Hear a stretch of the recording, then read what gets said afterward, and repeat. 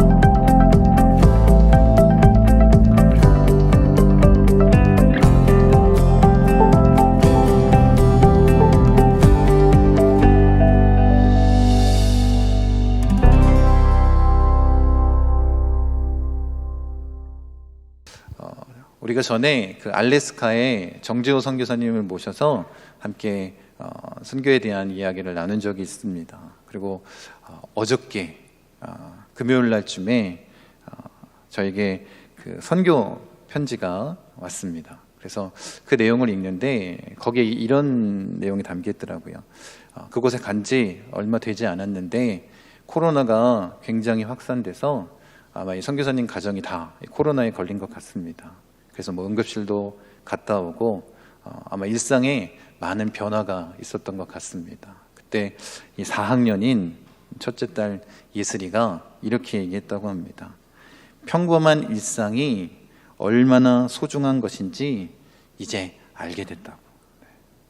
여러분, 우리도 그렇지 않습니까? 우리가 겪고 있는 이 일상, 이것을 잃어버리게 된다면 그것이 얼마나 감사한 일인지 깨닫게 되는 건 아닙니까? 사실 그래서 우리가 일상을 살아갈 때 이 모든 것이 하나님의 기적임을 경험하고 깨닫는 것, 그것이 축복 아니겠습니까? 그것이 은혜입니다.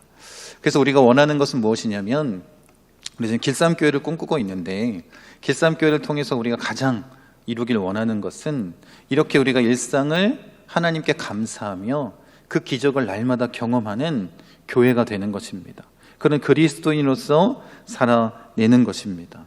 그렇게 길쌈교회 예배가 이제 시작되었고 그것을 우리가 꿈꾸며 나아가는 것 아니겠습니까?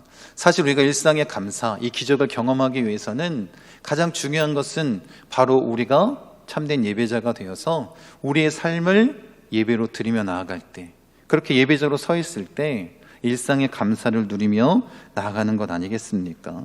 여러분, 정말 하나님은 우리에게 약속하셨습니다. 지금까지도 계속해서 우리를 지키시겠다고 약속하셨고, 또 우리 목포 순복음 중앙교회를 지금까지 지켜주신 것 아닙니까? 이것이 얼마나 큰 은혜인지 또 감사인지, 그래서 우리가 그 은혜를 온전히 깨달은 자라면 이제 우리가 길쌈교회를 세워서 하나님이 원하시는 교회의 모습으로 그렇게 나아가는 것, 그것이 우리에게 주어진 사명 아니겠습니까? 여러분, 그래서 우리가 우리의 삶을 좀 돌아보고 이제 앞으로 정말 주님이 원하시는 모습이 무엇인지, 어떻게 교회를 세워나가야 되는지 우리가 다시 한번 점검하고 그렇게 주님 앞에 나아가 서기 원합니다. 우리가 오늘 이 1년의 감사를 하나님 앞에 드릴 뿐만 아니라 길쌈교회 창립을 통해서 하나님이 원하시는 그 교회를 우리가 세워나가기 원합니다. 100주년 기념교회를 담임하셨던 이재철 목사님이 서울 연동교회 사경회에서 이런 말씀을 하셨습니다.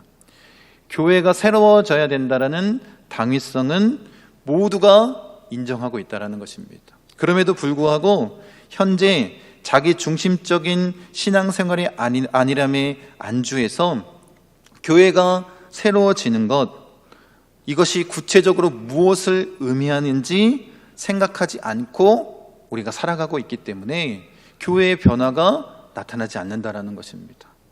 모든 사람들이 어떻게 해요? 교회가 바뀌어야 된다라는 생각은 다 갖고 있다라는 거예요. 그 당위성에 대해서는 갖고 있지만 정작 아니란 신앙 태도 때문에 이것을 어떻게 변화시켜야 되는지 생각조차 하고 있지 않다라는 것입니다. 어쩌면 이것이 우리 현주소 아닙니까? 한국교회의 문제일 수도 있고 우리 목포 순복음 중앙교회의 문제일 수도 있습니다. 여러분, 지금까지 이렇게 안주한 신앙생활을 하니까 어떻게 해요? 나는 변화하려고 하지 않고 다른 사람만 변화되기를 원하는 마음으로 우리가 사는 것 아닙니까? 그렇게 교회에 대해서, 문제점에 대해서 지적은 하지만 결국엔 어떻게 해요? 나는 변하지 않으려고 하는 그런 안일한 신앙의 모습을 우리가 갖고 있다는 것입니다. 그러면서 한국교회에 이렇게 어려움을 준 이유에 대해서 이재철 목사님 이렇게 얘기합니다. 이 땅에 목회자들 때문에 이런 어려움이 왔습니다. 그러면서 덧붙여서 이렇게 얘기하십니다. 목회자가 주범이고 성도가 공범이다. 저는 이 말씀에 굉장히 통감합니다. 이 말씀을 듣고 마음이 너무 쓰리고 아팠습니다. 우리 모두가 이 문제에 대해서, 이 죄악에 대해서 자유하지 못한 것 아닙니까? 여러분, 그래서 우리가 길쌈교회를 꿈꾸는 것은 다른 게 아닙니다.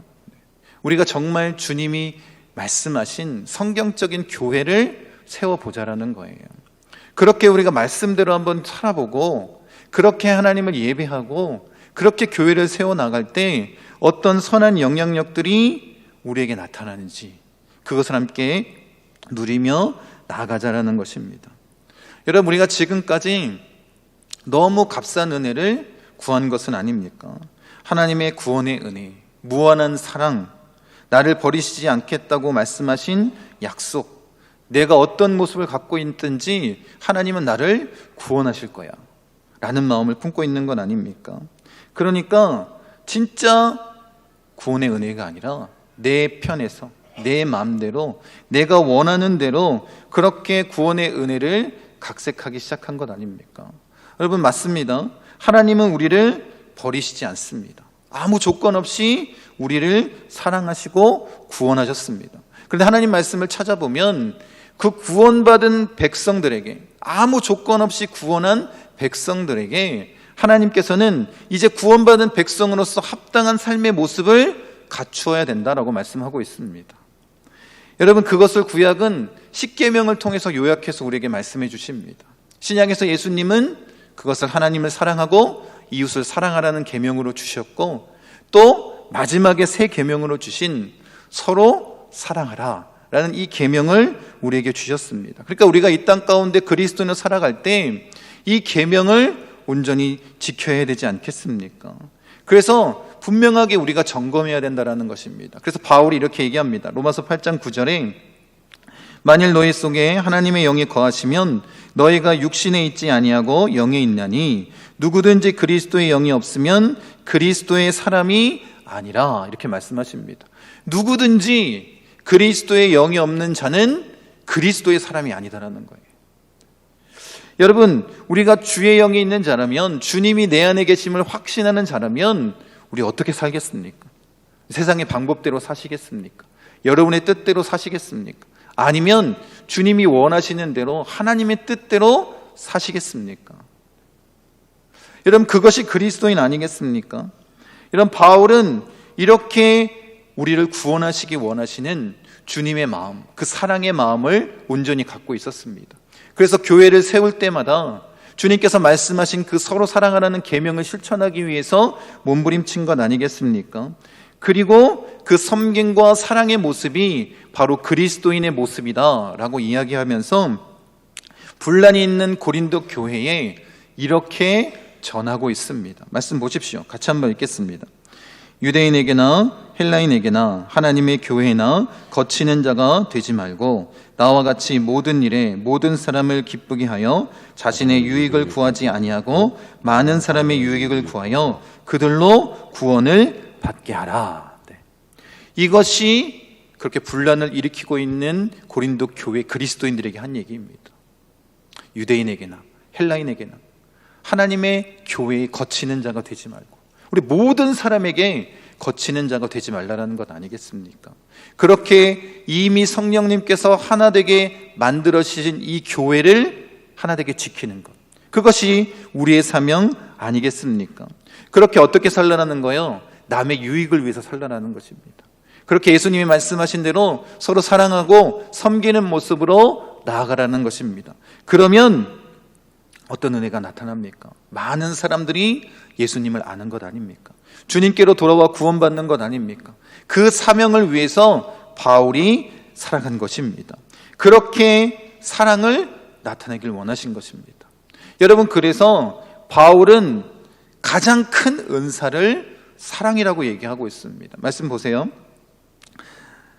너희는 더욱 큰 은사를 사모하라. 내가 또한 가장 좋은 길을 너희에게 보이리라. 내가 사람의 방언과 천사의 말을 할지라도 사랑이 없으면 소리나는 구리와 울리는 꽹과리가 되고, 이렇게 말씀하고 있습니다.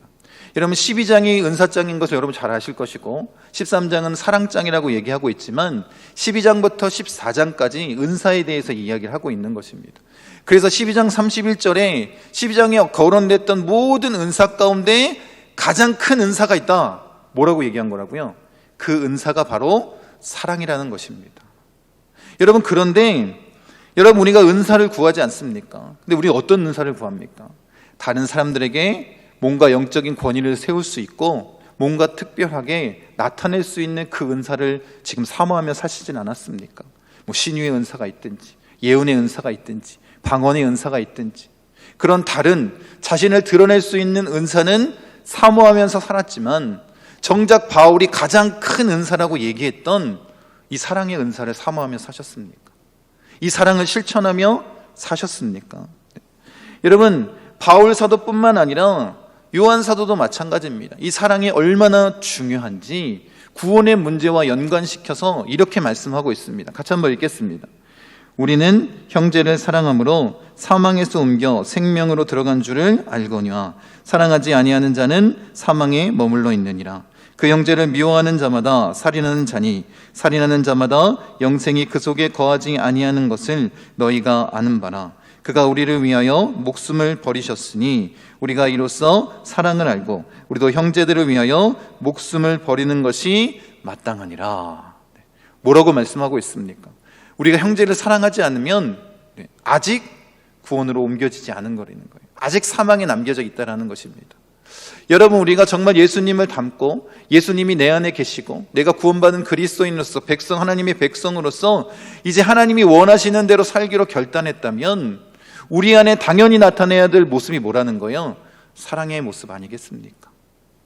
하나님의 교회에 거치는 모습이 아니라, 아니면 내 주변에 있는 모든 사람들에게 거치는 모습이 아니라, 나의 유익을 위해서 사는 것이 아니라 남의 유익을 위해서 복음을 온전히 전하기 위해서 사는 그 삶의 모습을 가져야 되는 것 아니겠습니까? 여러분, 이렇게 강력한 말씀이 우리에게 전해주시고 계시고 지금도 그렇게 우리에게 말씀하고 계시는데 우리는 어떻게 생각하냐면 나는 구원받았으니까 됐어. 나는 천국행 티켓을 이미 얻었어. 그러니까 내가 이 땅 가운데 어떻게 살든지 문제되지 않아. 이렇게 착각하며 살아간다라는 것입니다. 여러분, 출애굽한 이스라엘 백성들을 보십시오. 출애굽하면서 그들이 홍해를 건넜습니다. 이전에 노예 생활했던 것은 그 과거의 모습은 다 죽고 이제 새 사람으로 산 것 아니겠습니까? 이걸 뭘 예표하고 있냐면 우리가 지금 믿는 자가 되었을 때 받는 세례를 예표하고 있습니다. 그리고 구원받은 이 이스라엘 백성들이 그렇게 광야 생활하면서 하나님께서 무엇을 주셨습니까? 신령한 음식과 음료를 나눠 주었습니다. 그것이 지금 우리가 행하고 있는 성만찬 예식을 예표하고 있는 거예요. 주님의 몸과 피를 먹고 마시는 그 예식을 예표하고 있는 것입니다. 여러분, 출애굽한 이스라엘 백성들, 그리고 우리 그리스도인들, 내가 세례를 받았고 내가 이 성만찬의 예식에 참여할 수 있고 그런 마음이 있으니까 어떻게 해요? 나는 구원받았다 라고 얘기를 하고 있지만, 여러분, 중요한 것은 이것입니다. 여러분, 그렇게 출애굽한 이스라엘 백성들이 광야 생활하면서 어떤 일을 벌입니까? 그렇게 하나님의 백성이 됐음에도 불구하고 하나님의 말씀은 귀담아 듣지 않고 하나님을 원망하고 불평합니다. 그래서 어떻게 됐어요? 그 이스라엘 백성들, 홍해를 건너고 신령한 음료와 음식을 먹었던 이스라엘 백성들은 광야에서 다 죽게 됩니다. 오직 누구만? 갈렙과 여호수아만 가나안 땅에 들어가는 건 아니겠습니까?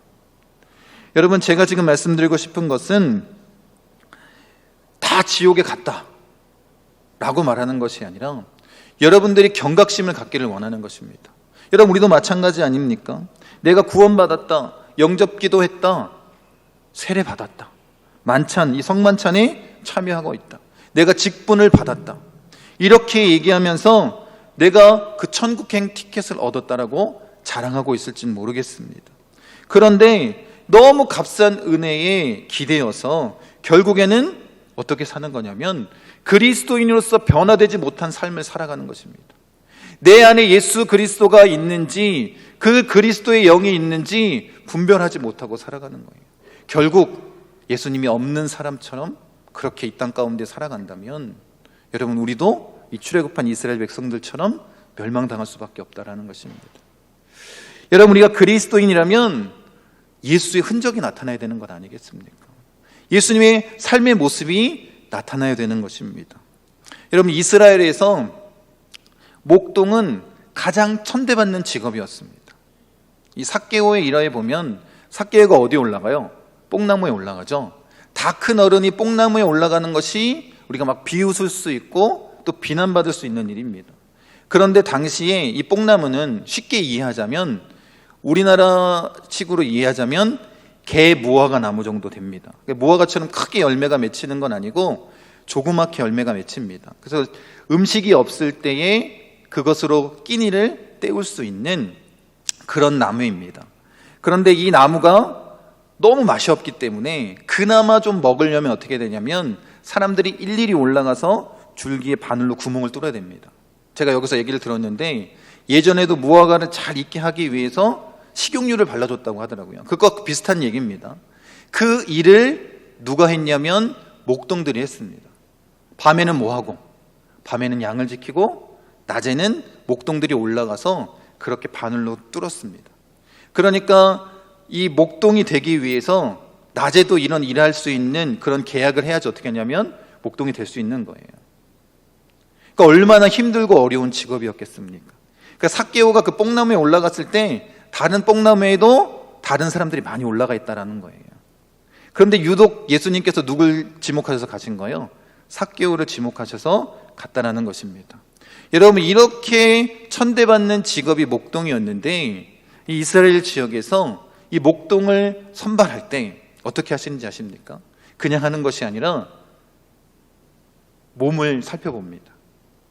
그래서 몸에 상처가 있으면 그 사람을 목동으로 선발합니다.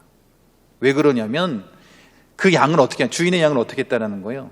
맹수가 왔을 때 자신이 생명을 걸고 그것을 지켜냈다라는 거예요. 그런데 목동이 몸에 상처가 하나도 없으면 어떻다는 거예요? 그렇게 맹수가 왔을 때 도망갔다라는 얘기 아닙니까? 그래서 그 상처, 그 흔적이 있는 사람을 목동으로 뽑았다라는 거예요. 여러분, 우리도 마찬가지 아닙니까? 우리가 예수님의 군사고 또 예수님께서 이 땅 가운데 세우신 일꾼이고 그런 삶의 모습을 감당하며 나가는 자들 아닙니까? 그럼 우리에게 뭐가 있어야 된다는 거예요? 그리스도의 흔적이 있어야 되는 것 아닙니까?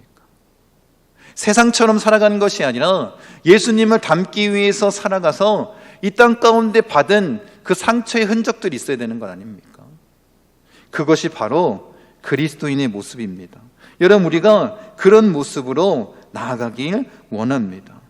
여러분, 그렇게 신실하게 하나님 앞에 서 있을 때 하나님께서 이런 은혜를 주십니다. 말씀 보세요. 같이 한번 읽겠습니다. 이사야서 말씀입니다. 주께서 심지가 견고한 자를 평강하고 평강하도록 지키시리니 이는 그가 주를 신뢰함이니이다. 그 심지가 견고한 사람 어떻게 하신대요? 하나님께서 평강과 평강으로 지키신대요. 그 이유가 뭐라고 말씀하고 있습니까? 주를 의뢰하는 자이기 때문에, 주님만 바라보는 자이기 때문에 그렇게 하신다는 것 아닙니까?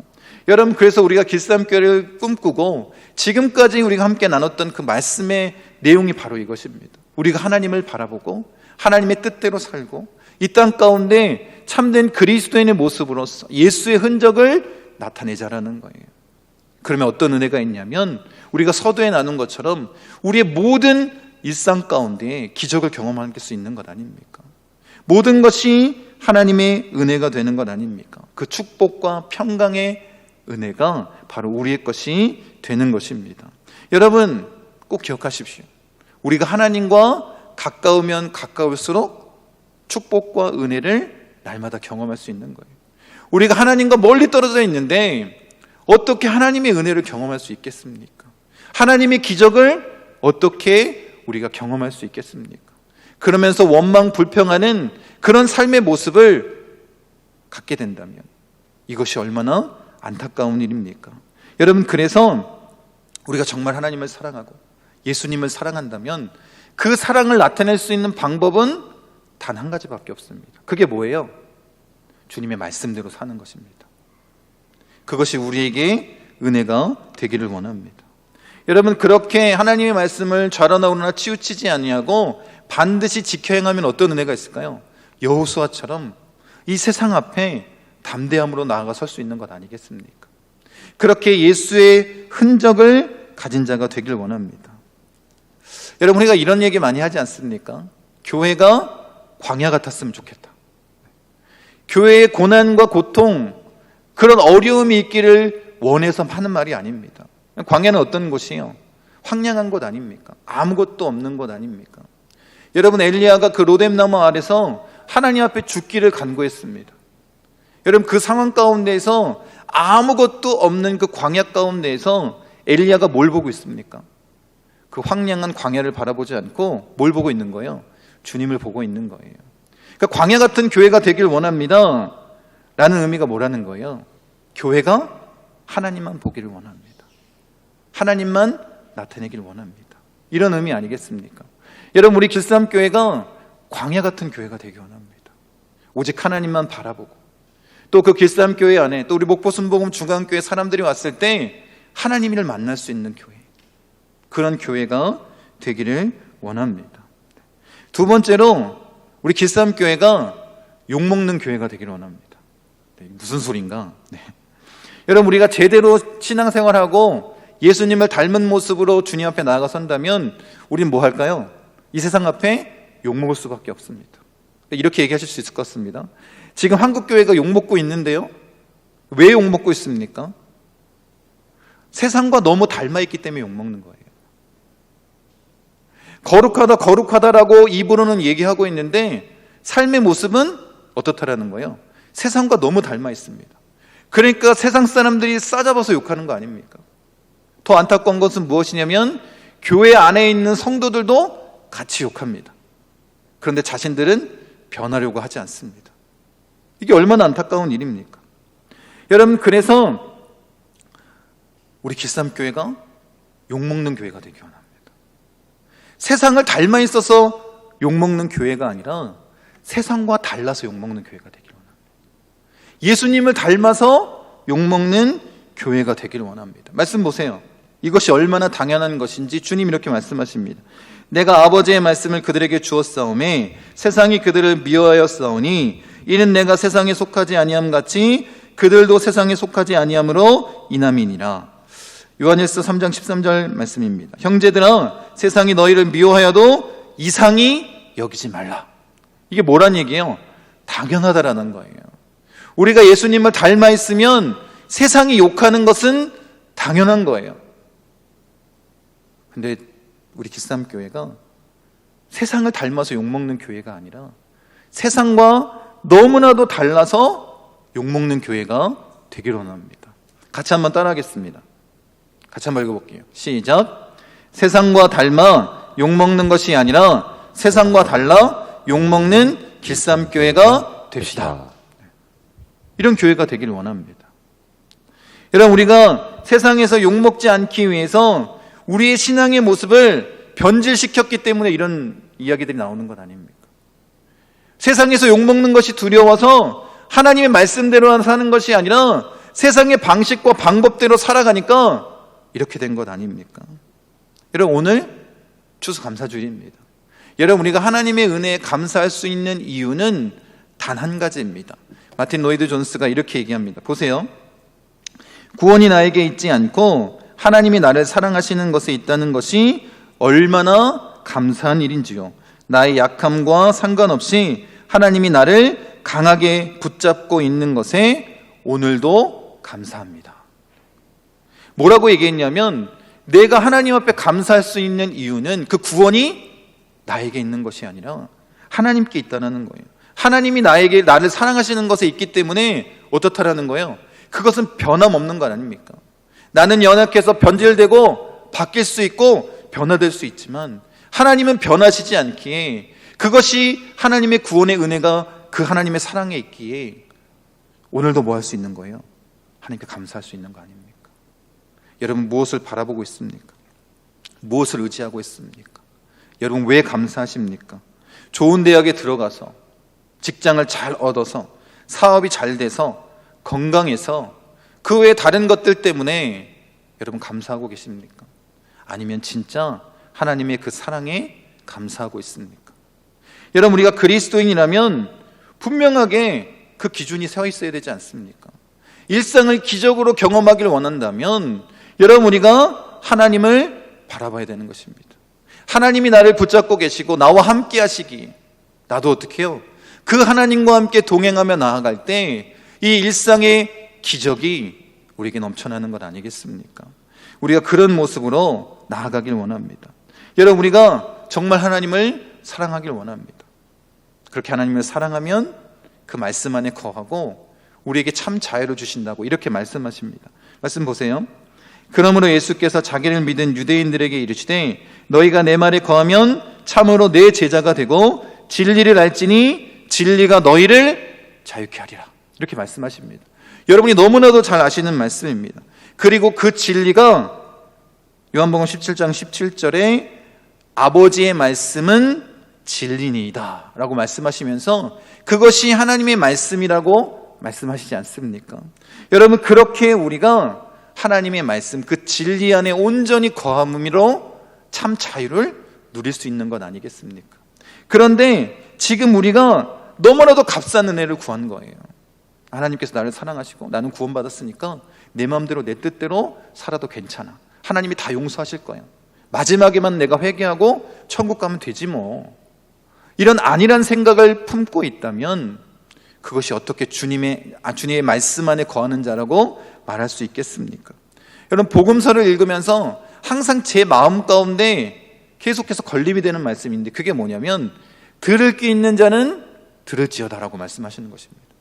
들을 귀 있는 자는 들을지어다. 여러분, 이것이 얼마나 안타깝습니까? 같은 말씀을 들어도 누구는 변화받아 그리스도인이 되고 누구는 다친 마음으로 예수를 죽이려 한다는 것입니다. 여러분, 이것이 얼마나 안타깝습니까? 그래서 이렇게 말씀하십니다. 요한복음 8장 33절과 37절 이 말씀의 내용이 그것입니다. 그래서 37절만 같이 한번 읽겠습니다. 나도 너희가 아브라함의 자손인 줄 아노라. 그러나 내 말이 너희 안에 있을 곳이 없으므로 나를 죽이려 하는도다. 들을 귀 있는 자는 들을지어다. 여러분, 하나님의 말씀이 안에 없으니까, 예수의 영이 내 안에 없으니까 하나님의 말씀이 들리질 않는 거예요. 자유를 못 누리는 것입니다. 참 평안을 누리지 못하는 거예요. 여러분, 이것이 얼마나 안타까운 일입니까? 여러분, 우리가 길쌈교회를 세우자, 길쌈교회를 세우는 것이 하나님의 뜻입니다, 이렇게 계속해서 우리가 말씀 나누지 않았습니까? 사도행전을 통해서도, 또 복음서를 통해서도, 또 서신서를 통해서도 계속해서 말씀을 나눴습니다. 주일날, 수요일날, 금요일날, 또 새벽 예배 가운데 우리가 길쌈교회를 세우고자 그 말씀들을 함께 나눈 건 아닙니까? 그런데 어쩌면 이 들을 귀 있는 자는 들을지어다, 이 말씀이 예전에는 그렇게 마음 가운데 깊이 다가오지 않았는데 지금은 굉장히 마음이 아픕니다. 혹시 내가 이 길쌈교회를 세워나가는 이 말씀을 전하면서 하나님의 뜻이 아닌 다른 방식으로 내가 전하고 있는 것은 아닌가? 내가 잘못하고 있는 것은 아닌가? 그러면서 굉장히 마음이 어려웠습니다. 혹시 내가 주님의 말씀을 잘못 오해하고 있는 것은 아닌가? 그런데 말씀을 앞으로 보고 뒤로 보고 들어보고 내려보고 다 따져봐도 우리가 길쌈교회를 세우는 것은 하나님의 뜻 아닙니까? 그래서 우리가 같이 그 길을 걸어가기를 원하는 것입니다. 하나된 교회를 세우길 원하는 것입니다. 누군가 자신의 그 뜻을 주장하고 나타내는 것이 아니라 진짜 하나님의 뜻을 세울 수 있는 교회가 되기를 원하는 것입니다. 여러분, 우리가 길쌈교회를 통해서 주님을 닮길 원합니다. 그것을 하나님이 원하시는 건 아닙니까? 그렇게 하나님의 뜻대로 우리가 나아가길 원합니다. 여러분, 그렇게 하나님의 뜻대로 나아갈 때 우리가 반석 위에 서 있을 수 있는 것이고, 주님이 말씀하신 대로 우리가 천국을 소유하는 자가 되는 것 아닙니까? 내가 하나님 말씀에 서 있지도 않으면서 내가 어떻게 구원받았다 라고 말할 수 있겠습니까? 우리가 그런 모습으로 나아가길 원합니다. 여러분, 우리가 다시 한번 점검하기 원합니다. 내가 이 길쌈교회 예배를 통하여서, 이 길쌈교회를 통해서 내가 무엇을 세우기를 원하는가? 내가 어떤 그리스도인이 되기를 원하는가? 내가 정말 하나님께 구원받은 그리스도인인가? 이것을 점검할 수 있기를 원합니다. 여러분, 우리가 이제 시작하기 원하는데 여러분, 이런 마음 버렸으면 좋겠습니다. 옆에 있는 사람이 변하길 원하는 마음, 우리 말씀 들었으니까 너 변해야 된다, 이런 마음은 버렸으면 좋겠습니다. 그렇게 생각하면 어떻게 될까요? 죽을 때까지 안 변합니다. 그런데 어떻게 하면? 내가 변하면 그 사람도 변해요. 여러분, 다른 사람 변하는데 신경 쓰지 마십시오. 아니, 지금 몇 년 동안 그렇게 말씀을 들었는데 저 사람은 말씀대로 살지 않는다고. 그러면 그분은 회개해야 됩니다. 그리고 꼭 기억하십시오. 그렇게 아무리 얘기해도 절대로 바뀌지 않습니다. 여러분이 변하면 그 사람도 변합니다. 여러분이 변하면 우리 교회가 변합니다. 여러분이 변하면 우리 가정이 변하고 목포가 변하고 대한민국이 변하는 거 아닙니까? 다른 사람 신경 쓰지 마십시오. 우리가 그런 모습으로 서기를 원합니다. 우리 말씀을 마무리하면서 우리 세 가지를 꼭 기억했으면 좋겠습니다. 우리 길쌈교회가 꿈꾸는 것, 첫 번째는 길쌈교회가 광야 같은 교회, 하나님만 바라보고 하나님만 나타내는 교회가 되기 원합니다. 두 번째로 길쌈교회가 욕먹는 교회가 되기를 원합니다. 세상과 닮아 있어서 욕먹는 교회가 아니라 세상과 너무 달라서 욕먹는 교회, 예수님을 닮아 있어서 욕먹는 교회가 되길 원합니다. 그리고 세 번째로 주님이 우리에게 말씀하신 대로 섬김과 사랑의 모습을 나타내는, 그래서 남의 유익을 구함으로 많은 사람들이 구원받는 그런 교회, 많은 사람들을 구원받게 하는 그런 교회가 되기를 원합니다. 여러분, 우리가 이런 모습으로 살아가면 어떤 은혜가 있을까요? 우리가 본문으로 읽었던 말씀처럼 아무것도 염려하지 않고 하나님께 감사할 수 있는 거예요. 모든 지각에 뛰어난 하나님의 평강이 우리의 생각과 마음을 지키실 수 있는 것입니다. 그러면 어떻게 될까요? 바울처럼 이렇게 고백하고 살아갈 수 있는 거예요. 일상이 기적이 되는 거예요. 모든 삶의 모습들이 하나님의 은혜가 넘쳐나는 거예요. 하나님의 말씀이 들리기 시작하는 거예요. 그 말씀으로 내가 변화되기 시작하는 것입니다. 그런 은혜가 우리 가운데 있기를 원합니다. 여러분, 이를 위해서 우리가 지금 길쌈교회를 꿈꾸고 있는 건 아닙니까? 여러분, 길쌈교회를 세우는 것은 하나님의 뜻입니다. 우리가 그렇게 길쌈교회를 세워서 하나님께 영광 돌리고 일상 가운데 하나님의 감사가 넘쳐나는 그 축복의 은혜가 넘쳐나는 그 하나님의 평강이 우리의 생각과 마음을 지키시는 강하고 담대함으로 이 세상 앞에 설 수 있는 우리 목포순복음 중앙교회 성도님 되시기를 간절히 축원드립니다.